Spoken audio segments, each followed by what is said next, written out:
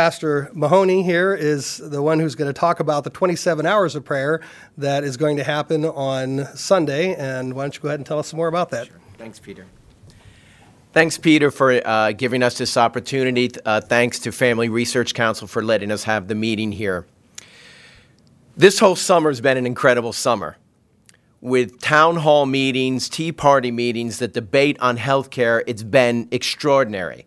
And I think it's something our nation has not seen in quite some time. As Christians, we don't have to sit on the sideline and see events swirl around us on the national stage and not be able to do something about it. Through prayer and fasting, we can actually help shape and change history.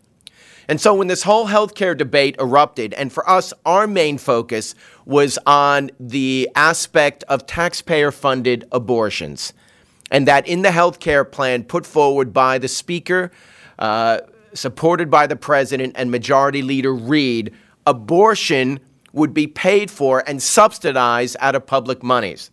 So when the President insisted that a health care plan be voted on before the August recess, we knew something had to be done. And so we formed a national campaign called Abortion is Not Health Care. And a main component of that, outside of lobbying and educating and public events, was prayer. And for 4 days at the end of July, we had hundreds of people walking the halls of the House office buildings praying. We gathered every morning outside the Cannon office building, Speaker Pelosi's building, and prayed.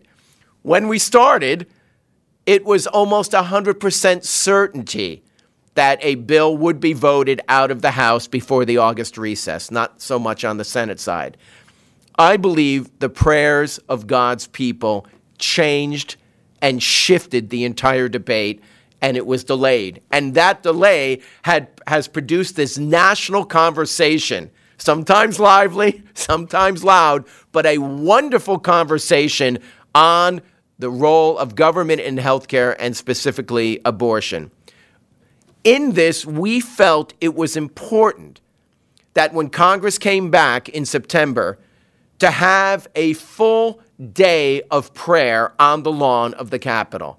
We actually wanted to consecrate the grounds of the Capitol and cry out to God and have people of faith come and once again, not be bystanders as events unfold around us, but actually be participants and help shape history.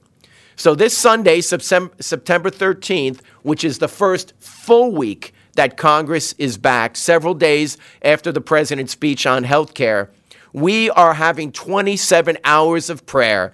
Our motto has been, do you believe 27 hours of prayer can change history? We do. And so we are gathering this Sunday beginning 7 p.m. We're going to consecrate the grounds. We're going to be there all throughout the evening. The next day, September 14th, we are going to walk the halls of the House office buildings in the morning, and then in the afternoon, we are going to pray for the Senate and the Senate office buildings. And we believe that a sovereign, just God who is interested in what goes on within the public square will intervene. And so those of you who are watching this, those who will listen to it, those who will read about it in news stories, we invite you, 7 p.m., September 13th, the West Lawn of the Capitol. You'll know it pretty well because the day before, about 75,000 to 100,000 people from the Tea Party movement will be gathered in the exact same spot. We will be there one day later, 7 p.m. We encourage you to come join us, even if you can only stay for an hour or two. Come back the next morning. We'll be there through the evening into the next afternoon, and then we have a final closing prayer, September 14th, Monday, beginning at 7 p.m., and we end at 10 p.m. So please pray. Abortion is not health care. Let's pray, as Reverend Shank, I think, so beautifully said, health care should bring healing and compassion. Healthcare should not bring violence and pain. Come join us. We believe 27 hours of prayer can and will change this debate. Thank you, Peter. We definitely believe that. Imagine if someone opened a candy store next to you and that candy store was owned by the government. How well do you think you could compete with that candy store? They have unlimited funds. They can do make whatever kind of candy they want. Eventually, you're going to be out of business, and that's what's going to happen to our practitioners in this country. There's going to be a select group of people who are picked to practice, and of course, if forced abortions go into place where they're required to perform abortions, I think there's going to be a lot of people in the medical industry who are going to drop out. And I spoke to a woman about this, Dr. Harrison, who's in charge or the head of the Gynecological Association, Pro-Life Association of Gynecological, and I can't remember the rest, and maybe Pastor Dean, when he comes up, will remember. But she was talking about this, and I asked her the question at a press conference. I said, what will happen if something like this passes and doctors are required to perform abortions? And she said that 85% of her industry would quit. That's a staggering statistic, and I believe it'll happen.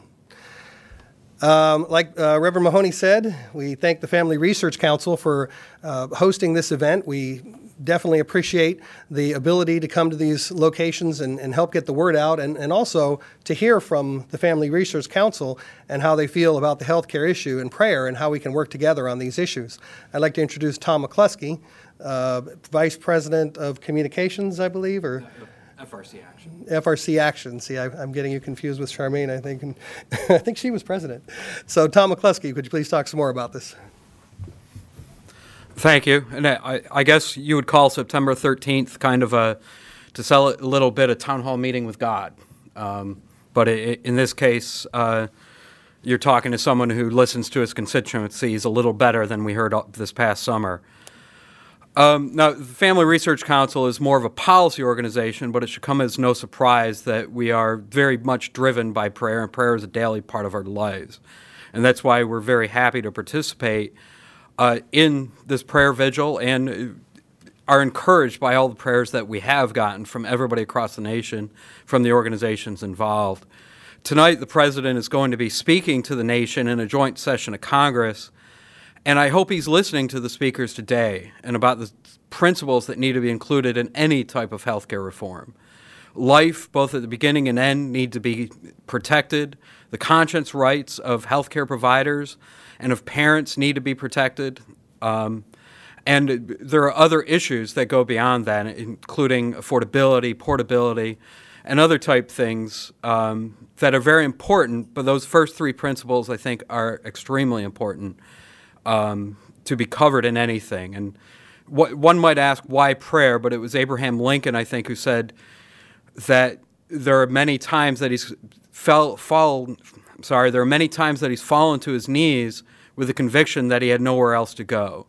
And in this case, this prayer can bring us to our knees as we rise up in making sure that the principles we believe about, the principles that all Christians believe about, are protected in any healthcare overhaul legislation. Thank you, Tom. And another person we have with us today, Pastor Dean Nelson, and with the Politically Active Christians. And I'm sure I got that organization a little off as well. You can correct me on that. And Dean will also talk to us about the effectiveness and the need for prayer in on this topic.